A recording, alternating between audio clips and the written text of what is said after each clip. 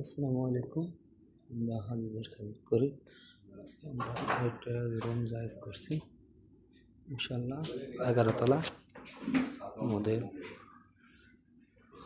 হজের জন্য আমরা প্রস্তুতি নিচ্ছি।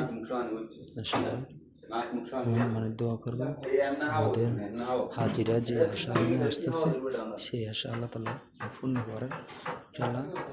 আমাদের হাজিদের আসলে আমাদের বসের জন্য আপনারা দোয়া করবেন। আমাদের মিজানুর রহমান শুনবে আমাদের হাজিদের খেজমত দেয় ইনশাল্লাহ, ভালো সুব্যবস্থাতে আমরা হাজিদের ইউনিটে হাজিদের পাশে আমরা থাকি ইনশাল্লাহ।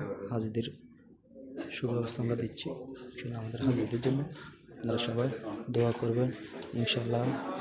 আমাদের হাজিদের হোটেলের নাম হলো মালিক সাফওয়া হোটেল, মালাকে সাফওয়া হোটেল।